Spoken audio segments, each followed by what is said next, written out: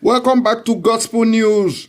Going straight to the reason why we're here. They said that the senator representing Abia South, Abia South, Abia Central, Abia Southeast, where they call Senator Enyinnaya Abaribe. Now, be this man will not they see here, we open mouth like person with the repair road. They don't come out, can't talk, they don't have some weed time. How this insecurity where they ravage the Southeast, it takes start. They don't come out, can't drop your own opinion. According to him, he said that insecurity started from Nnamdi Kanu, the leader of the indigenous people of Biafra. Say Nadia, the Wala, it takes start to I cannot be like saying, I mean, they talk about, I don't see him for the screen for there. Maybe we'll go see how he talk the matter, enter. So now, so they work out, go meet the governor of Abia State, what they call Governor Alex Otti, come and say, Ogami, how far? This one, we would hear say you budget some kind of money, enter, where you want to take buy Jeep and buy all those Toyota Hilux, how market, how it be. And so you keep quiet till you no can't respond. So we're still waiting for your response, sir. Despite the commendation where we they give you for the things where we they do for Abia State, but it's still good. So you go give clarifications and clarity, and also manage money well, because inside government money they well. So it is only the governors that has failed to live up to expectations. So we go still want to make you handle money well, low, because you know go good. See, after all this praise and good name, where we they call you, after you come off office, EFCC go come they follow you like fly, where they follow small picking way shit, waka up and down. But we go into details, no time. Now, Senator representing Abia South, Enyinnaya Abaribe, has linked the insecurity in the Southeast to the saga involving Nnamdi Kanu and his group, the indigenous people of Biafra, IPOB. Abaribe described some of the insecurity issues affecting the Southeast as contrived, which makes it seem as though security agents cannot tackle them. Speaking in Enugu, the former Senate minority leader, however, said the economic downturn in the Southeast cannot be linked to the saga. He said, as much as we know that we cannot do anything without security, I posit that we must, while dealing with insecurity, some of which are contrived, also start to discuss other pressing issues within our polity.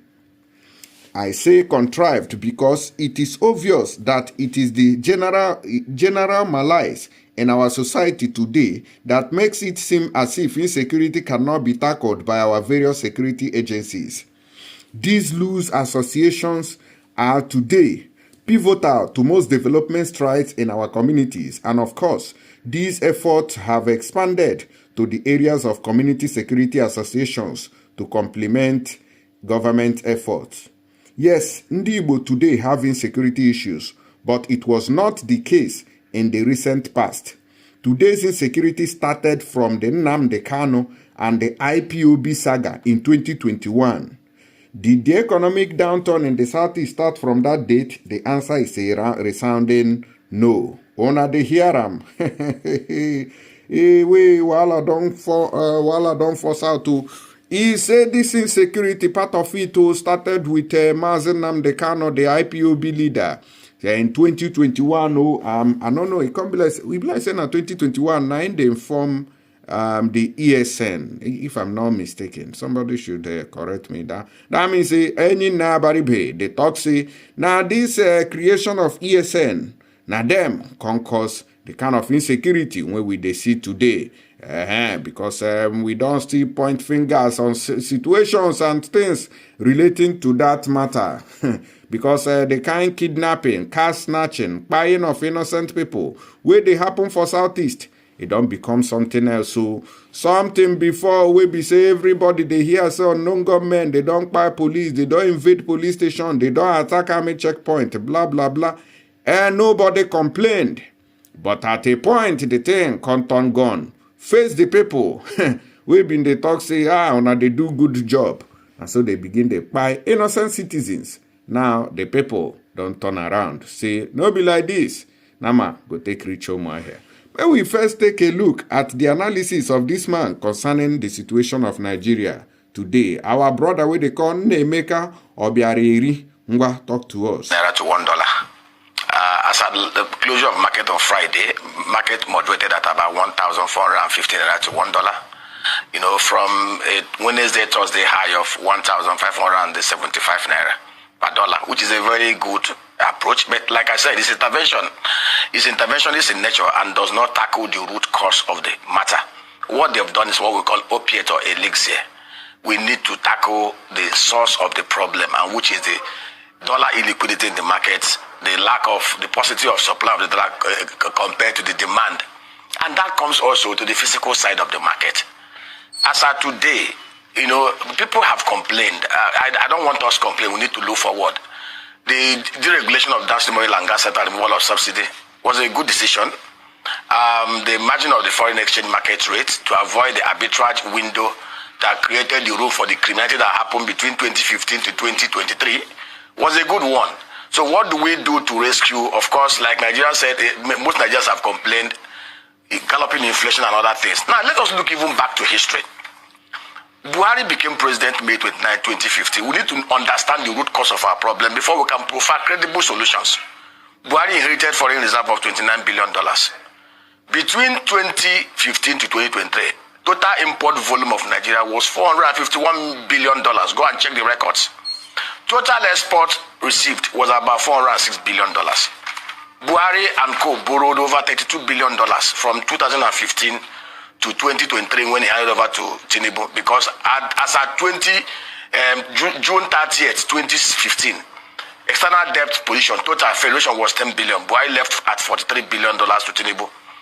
Foreign direct remittances was about $168 billion that came into this country within those 8 years. So if you look at the net dollar inflow and net dollar cash flow, outflow, there is no way Naira will have lost over 600 naira to $1 under Buhari, and now galloping at what Tinubu is experiencing today was the foundational recklessness that was led under Buhari. And Nigerians are not asking the right question. I will explain to you, Dr. Bati. This is the truth.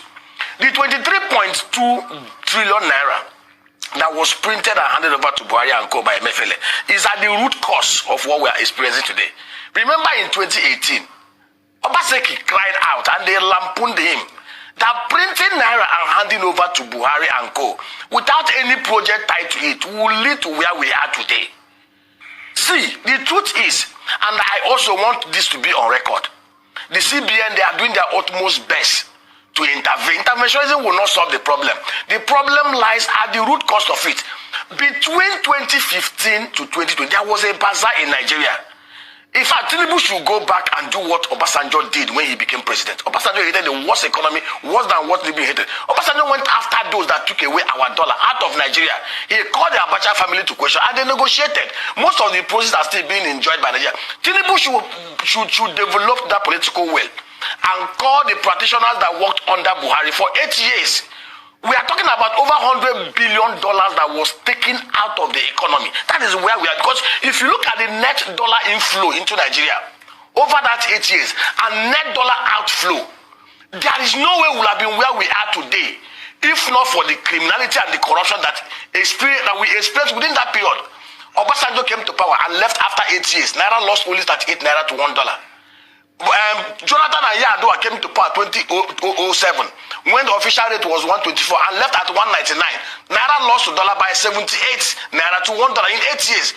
What had happened over the next 9 years is something that Nigerians will not wish again. So why the CBN is trying to do interventionism, we must also look at how do we show up the supply of the dollar.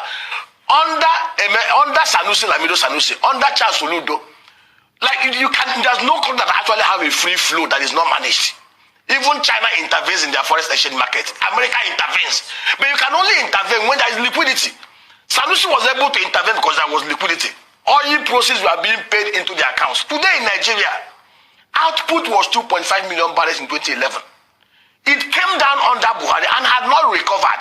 Under Buhari, Melekiare in your studio told Nigerians that we lose $1.9 billion of crude resources to inefficiency and theft every month, which is $22 billion annually. Otti today, nobody has accounted for those losses. Nobody has accounted for those theft. And as long as we do not have liquidity of the dollar, which is 90% controlled by the physical side of the market. See, whatever the CBN is doing now is just like moderating the galloping. If we do not fix the physical side, stop the oil theft and criminality in that place, stop the cost of governance that is overbloated, stop the MDAs and the governors from taking FAC, JAC and IGR and pursuing dollar, and providing security that will allow Nigerians to go into productivity of this economy. I tell you, what the CBN has done very good is just to moderate it. If we don't fix the supply side of dollar, by tackling the physical side, which is 90% the problem of Nigeria, after this moderation, it will go to 2,000. Mark it this day. Well, that sounds ominous, but it's a possibility in Nigeria. All right, oh my people, now don't hear say dollar if fly enter inside 2K as it dey be so. All day inside Nigeria, oh hey. Where are we heading to? Nobody knows. May we quick go see our governor of Abia State, where they call Governor Alex Otti. May we ask some question. The Abia State government has maintained the silence over the budgetary allocation of 1.5 billion naira for the purchase of 2 number of Toyota Hilux in 2024. Sahara reporters had last week exclusively reported how the Governor Alex Otti's administration budgeted the amount for the purchase of just 2 cars. I say now, wow. Another 721 million naira was also budgeted and approved by the State Assembly for the purchase of 2 Nissan trucks for Government House. A copy of the state 2024 approved budget seen by Sahara reporters had revealed. Despite condemnation from residents of the state and Nigerians at large, the Abia State government has, however, been silent on the incident. How Abia government and LUP supporters have kept silent over the reckless spending abuse of public funds in Abia by Alex Otti is beyond comprehension. Does he mean that's how they would have run Nigeria if the party had won the 2023 presidential election? Too bad and shame for Abia is dwindling, a Twitter user posted. On December 28, 2023, Governor Otti assented to the 2024 appropriation bill of 67.2 billion naira. The governor had in a speech at the event said that the budget will stimulate the economy and boost the socio-economic development of Abia State. Governor Alex Otti, I beg you don't see him. I beg, how una go budget how many billions for just 2 motors? The one we una buy from Enos and they do. Una just want to spend money anyhow. In as much as say we wait you they do for Abia State is good, but it is not enough. We don't have light in Abia State now as I talk to you. There's no light in Abia State. So those are the things you have to do. There are villages where there are no schools. There are villages that doesn't have light. Building a bar alone, make it become township, does not solve the problems. There are villages that doesn't have roads. They don't have schools. They don't have light. So that money we una want to go buy motor, we go still they ride for bad roads. Take and go build roads. Because building a bar alone does not end the problem. Building no more here because na so una they do. If we don't they talk say, oh una they do well, una go come they spoil with you, una they do. Aja one no would you show up? Mona go use that money do better thing or kukuma go buy nothing motors. I know say nothing motors no they cost like that. The man no be a bad person. Instead where we don't the thing say the motor when you they ride say it enough for you. When I want to use a Jeep now, won't use Hilux take bafoka money. I beg my people make una drop comment. We will hear on our own opinion on this matter. We'll go another news.